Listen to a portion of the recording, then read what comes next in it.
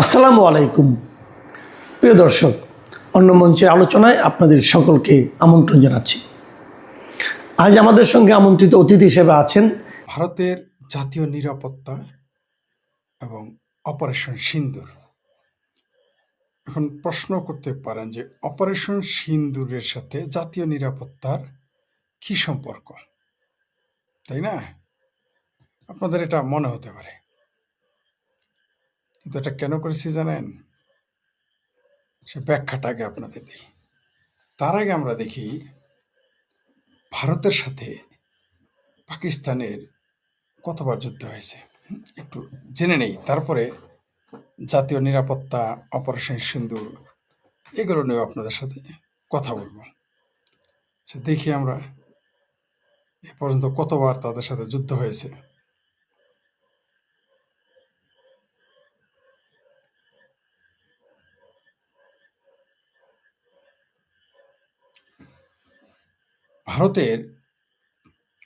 ভারত কিন্তু অনেকেই বলেন না আপনারা ভারত ভাগ হয়েছে, আমি কিন্তু তা বলি না। ভারত স্বাধীন হয়েছে, আমি কিন্তু তাও বলি না। আমি বলি ভারত টুকরো হয়েছে। ভারত টুকরো হয়ে 47-এ প্রথম টুকরো হয়েছিল বার্মা থেকে। তার আগের ইতিহাস বাদ, আমি নিকট অতীতের ইতিহাস নিয়ে বলি। প্রথমে ভারত টুকরো হয়েছে, ভারত ভেঙে ভারত চলে গিয়ে টুকরো হয়ে, তারপরে 47-এ পাকিস্তান ভারত নামে, ভারত আগেই ছিল, পাকিস্তান নামে একটি রাষ্ট্র হওয়ার মাধ্যমে ভারত আরেকবার টুকরো হয়ে গেছে। সেখানে আরেকটা চালাকি করেছে, পাঞ্জাবকে টুকরো করেছে, বাংলাকে টুকরো করেছে। বহু গবেষণা আছে পক্ষে বিপক্ষে, সেটা আলাদা বিষয়। এবার আসি, আপনি কতবার ভারতের সাথে যুদ্ধ হয়েছে? 1947 সাল থেকে শুরু করে সর্বশেষ অপারেশন সিন্দুর পর্যন্ত দেখেন যুদ্ধের কতবার হয়েছে শোনেন। প্রথম ভারত পাকিস্তান যুদ্ধ হয়, পাকিস্তান ভারত যুদ্ধ হয় 47-48 সালে।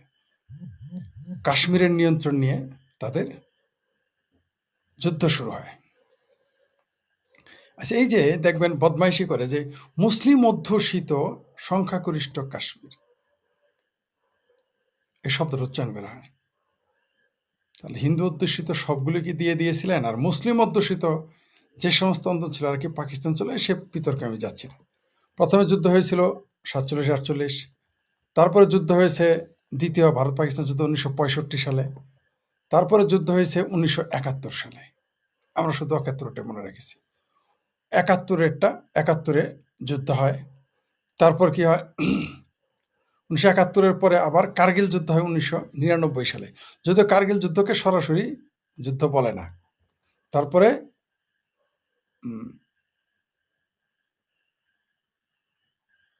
আরেকটা হয়েছিল 1984 সালেও একটা সংঘাত হয়েছিল।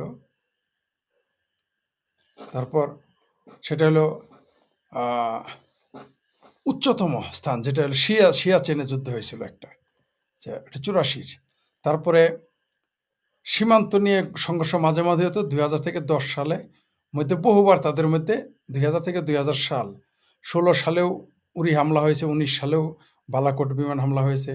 তারপরে 2001-2-এ অচল অবস্থা হয়। 2001 সালে ভারতের জাতীয় সংসদে হামলা করে পাকিস্তানি সন্ত্রাসীরা, ঠিক আছে, এবং উভয় দেশের সৈন্য সমাবেশও করে, এবং মাসের পর মাস কূটনৈতিক চাল দেওয়া চল। তারপর 2019 সালে পুলওয়ামা বালাকোট সংকট, 40 জন ভারতীয় সেনা তখন নিহত হয়, মারাত্মক।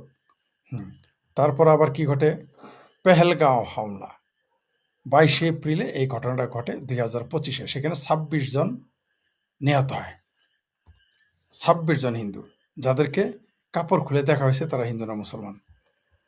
এই হামলার জেরে ভারত ও পাকিস্তান পাল্টাপাল্টি পদক্ষেপ নেয়। পানি চুক্তি, পানি বন্টন চুক্তি, ব্যবসা, আকাশ প্রভৃতি বিষয় স্থগিত করা হয়।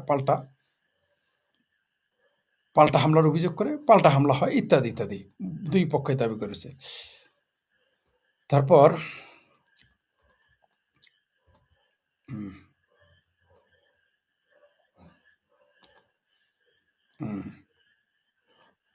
এখন এটা আপনাদের একটা সংক্ষিপ্ত বিবরণ দিলাম। এটা বলার উদ্দেশ্য কি? নিশ্চয়ই আমার উদ্দেশ্য আছে। সেটা কি উদ্দেশ্য? আশা করি আপনারা আমার কথা শুনতে পাচ্ছেন, সুপ্রিয় দর্শক। আপনারা কি আমার কথা শুনতে পাচ্ছেন? হ্যাঁ, হ্যাঁ, ধন্যবাদ। শুনতে পাচ্ছেন আমার কথা? একটু জানতে পারি ভাই। Watching from Mymensingh, thank you very much. Comrade Azad Kashmir PoK, Azad Kashmir Biharistan হাতছাড়া হতেছে, এটা অন্য ঘটনা, পরে বলতেছি। আচ্ছা, বাংলাদেশ বঙ্গবন্ধু, জি, আমার কথা আপনারা মনে হয় শুনতে পাচ্ছেন, তাই না? হ্যাঁ, ক্লিয়ার শুনতে পাচ্ছেন বলে আশা করি। যেটা বলতেছিলাম, রাজনৈতিক আলোচনা এখানে এখানে রাজনীতি, যুদ্ধ এবং নিরাপত্তা নিয়ে কথা হবে। বেশি লম্বা করবো না, যত তাড়াতাড়ি সম্ভব শেষ করে দেবো, অনেক রাত। যারা এই লাইভ জয়েন করাতে পারবো না, আমি সলো প্রোগ্রাম করি, আমি এখনো শুরু করিনি, তবে আমরা একটা চ্যানেল করব আলাদা, যেখানে আমরা ডিজিটাল প্ল্যাটফর্ম করব। সেখানে আমরা দর্শক, আলোচক, সমালোচক এবং সংবাদ এগুলো নিয়ে আমরা এগুলো রিহার্সেল করতেছি। আমরা খুব শীঘ্রই, আমরা মানে আমি আমার পক্ষ থেকে একটা চ্যানেল করা হবে, সেখানে আপনাদের নিব। এই চ্যানেলে আমি সোলো প্রোগ্রাম করি, আপনারা জানেন, আমি কাউকে নেই না, একক প্রোগ্রাম করি। আসাদ নূরের সাথে যে প্রোগ্রাম, সেটা আসাদ নূরের চ্যানেলে চলেছে, আসাদ নূর এখানে আমাকে প্রকাশ করার সুযোগ দিয়েছে। এছাড়া আমি আমার এই প্রোগ্রামে সোলো প্রোগ্রাম করে থাকি। খুব শীঘ্রই প্রিয় দর্শক, যারা আমার সাথে লাইভে যুক্ত হতে চান, তাদের নাম পরিচয় আগে দিতে হবে, তাদের ফেসবুক আইডি থাকলে ফেসবুক আইডি দিতে হবে, তাদের রাজনৈতিক পরিচয় পুরো বায়োডাটা আমাকে দিতে হবে।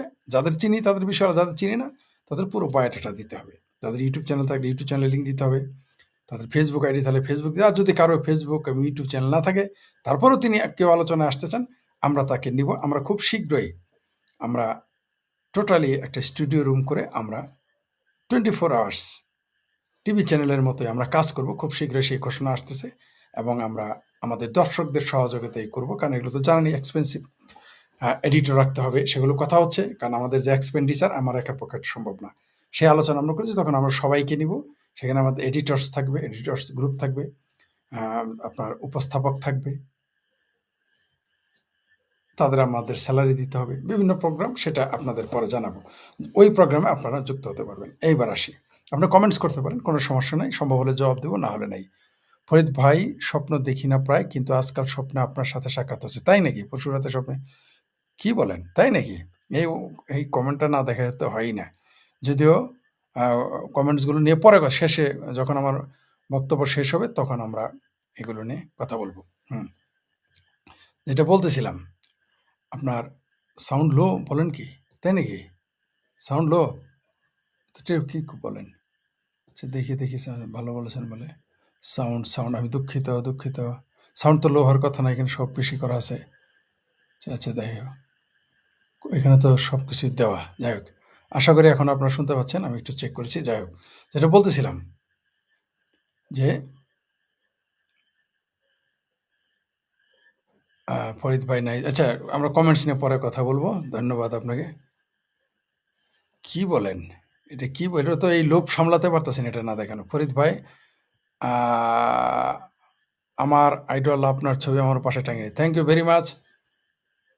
আপনার প্রতি কৃতজ্ঞতা প্রকাশ করলাম। জি, আরেকজন লিখেছেন, ফরিদ ভাই লুকিং নাইস। যাই হোক, এগুলো আমি পরে আবার দেখাচ্ছি। হ্যাঁ, আমি দেখাবো। হ্যাঁ, সেগুলো খুব শীঘ্রই দেখাবো আমরা।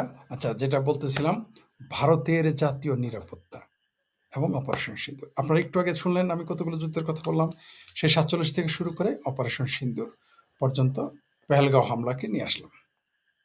প্রত্যেকটা যুদ্ধে পাকিস্তান মনে করে এটা জিহাদ করতেছে। এটা আপনাদের মনে রাখতে, পাকিস্তান কিন্তু যুদ্ধ করে না, ভারত যুদ্ধ করে, কিন্তু পাকিস্তান কিন্তু যুদ্ধ করে না। এটা ভারত আশা করি জানে, এবং সকল হিন্দু এটা জানে না। আশা করি ভারত এটা জানে, যেটা তারা যুদ্ধ করে থাকে। তো আমার এখন বক্তব্যটা হলো, ভারতের জাতীয় নিরাপত্তার সাথে যারা জড়িত তাদের জন্য আমার এই বক্তব্য, পাশাপাশি দর্শকরা শুনবেন আশা করি। আমি ছোট মুখে বড় কথা তো বলতে পারি না। আমি এত বড় ব্যক্তি নই যে ভারতকে আমি তাদের নিরাপত্তা উপদেশ দিতে পারবো। আমি আপনার অজিত দোভাল বলেন আর পররাষ্ট্রমন্ত্রী যিনি আছেন, আমি তার ছাত্র হওয়ার যোগ্য নয়, কোনো সন্দেহ নেই। ঠিক আছে? জয়শঙ্করজি বলেন আর অজিত দোভাল বলেন, নরেন্দ্র মোদী বলেন, অমিত শাহ বলেন, আমি তাদের ছাত্র হওয়ার যোগ্য না, কোনো সন্দেহ নেই। কিন্তু তারপর অনেক সময় ছোট মুখে বড় কথা বলতে হয়। এটা আমি বাংলাদেশের একজন বড় নেতার মুখে শুনেছি, বাংলাদেশের প্রথম ৫ জনের একজন। তিনি বলতেন, আমরা কয়েকজন ছোট মানুষ, তখন আমি সবে কলেজে পড়ি। তাকে জিজ্ঞেস করছিলাম কোনো এক প্রশ্ন আমরা। তিনি বলেছিলেন, প্রথমে আমার এক বন্ধু এটা বলেছিল, পরে তাকে আমি সে বিখ্যাত রাজনীতিককে আমি প্রশ্ন করেছিলাম, আপনি এটা বলেছেন, এটা কি সত্য? বলছে, হ্যাঁ, বড় বড় মাথায় ছোট ছোট ছোট জিনিস মাঝে মধ্যে ঢোকে না, মনে করাই দিবি। এটা আমার কলেজ জীবনের শিক্ষা, তাই আমি মনে করি এটা বলা দরকার। আমি ভারত নিয়ে সবচেয়ে বেশি আমি জানি, বাংলাদেশের রাজনীতির চাইতে আমি ভারতের রাজনীতি বেশি স্টাডি করেছি। বাংলাদেশ, ভারত, তারপর আমি আমেরিকার পলিসি নিয়ে পড়ালেখা করেছি। মানে আমি স্টাডি করি, সবচেয়ে বেশি জানি আমি ভারতের, আমার দেশের চাইতেও আমি বেশি জানি। আপনি আমার দেশকে নিয়ে কথা বলতে দিলে আমি হয়তো 2 দিন 3 দিন বলতে পারবো সর্বোচ্চ, কিন্তু আপনি যদি আমাকে ভারতের রাজনীতি নিয়ে কথা বলতে বলেন, আমি 1 মাস বলতে পারবো একটানা, উইদাউট স্ক্রিপ্ট, উইদাউট মানে কোনো কিছু না দেখে আমি বলতে পারবো, উইদাউট স্ক্রিপ্ট 1 মাস বলতে পারবো। তার বুঝেন স্টাডিটা কি? তাই ছোট মুখে কিছু বড় কথা বলি। প্রথমত,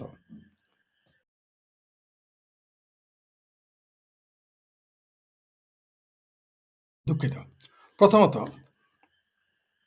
আপনি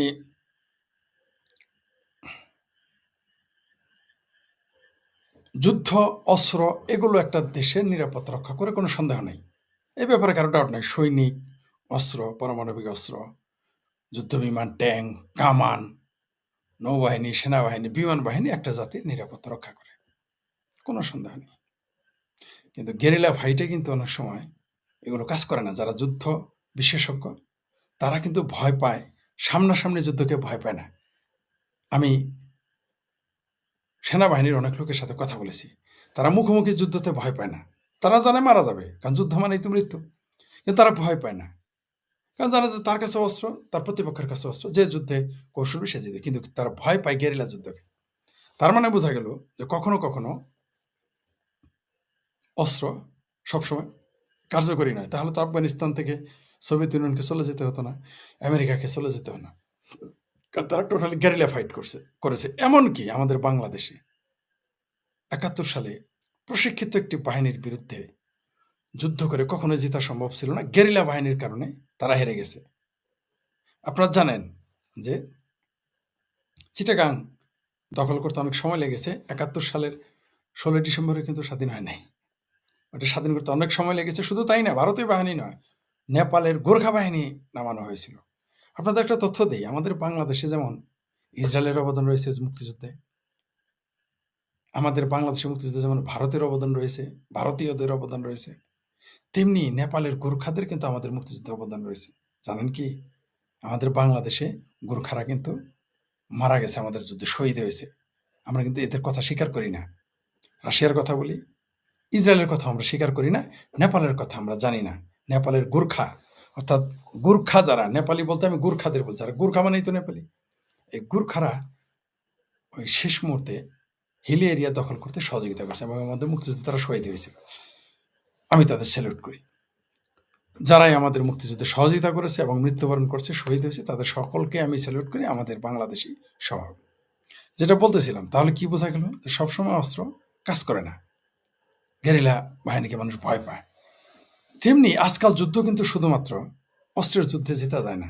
অস্ত্রের যুদ্ধে আপনাকে জিতবেন এটা কোনো গ্যারান্টি নেই। তার প্রমাণ, সোভিয়েত ইউনিয়নের কাছে কিন্তু কম অস্ত্র নেই। এখনো সারা পৃথিবীতে যত পারমাণবিক অস্ত্র রয়েছে, সোভিয়েত ইউনিয়ন বা রাশিয়াতে সবচেয়ে বেশি রয়েছে। এখনো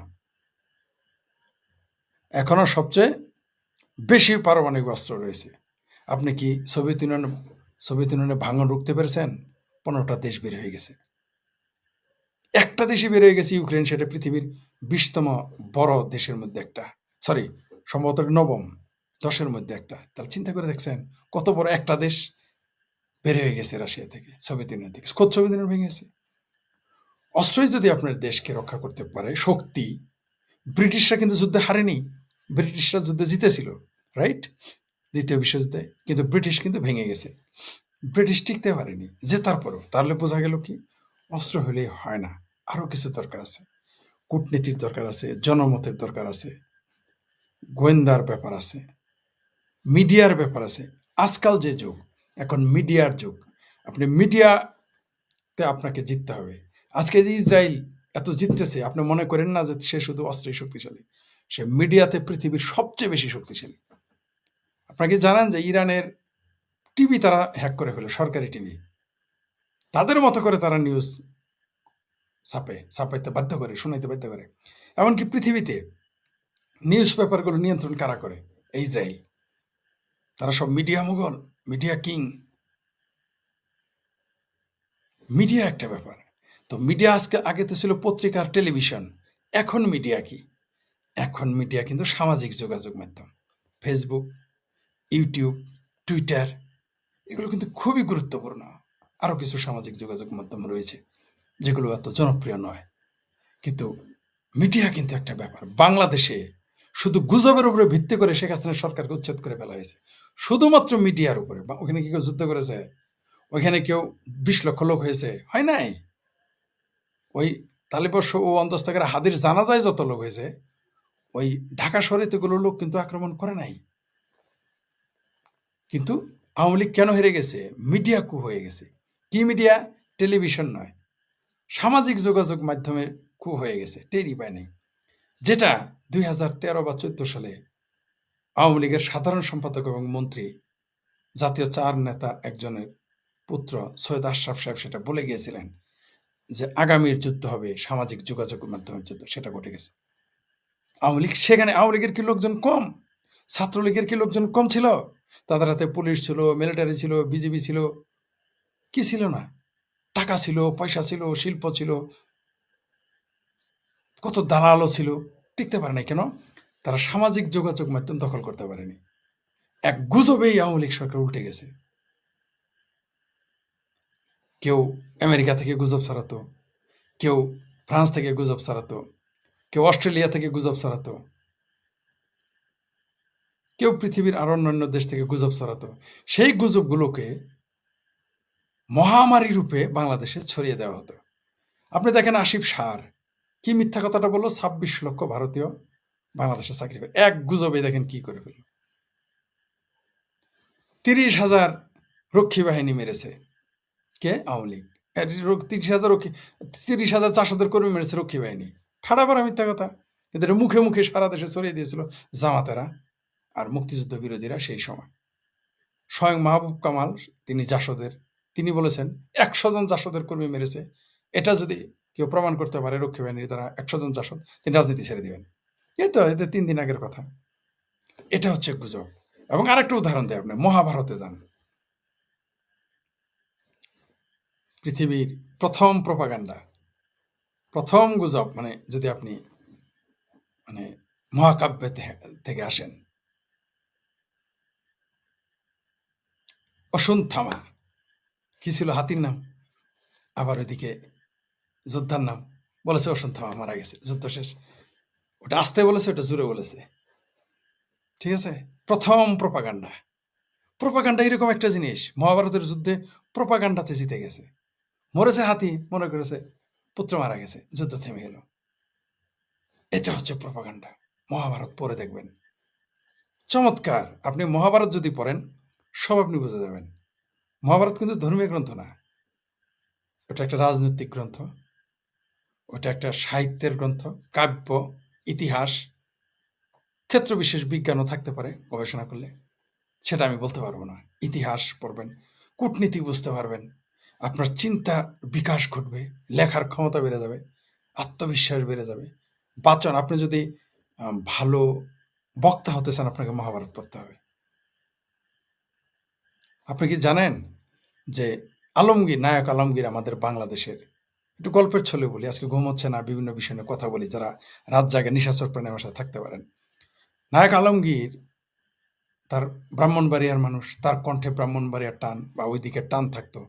তার জন্য তার তার উচ্চারণ ঠিক করার জন্য তাকে বলা হয়েছিল যে তুমি রবীন্দ্রনাথের কবিতা পড়ে আইসো। এটা তিনি স্বয়ং নায়ক আলমগীর বলেছেন।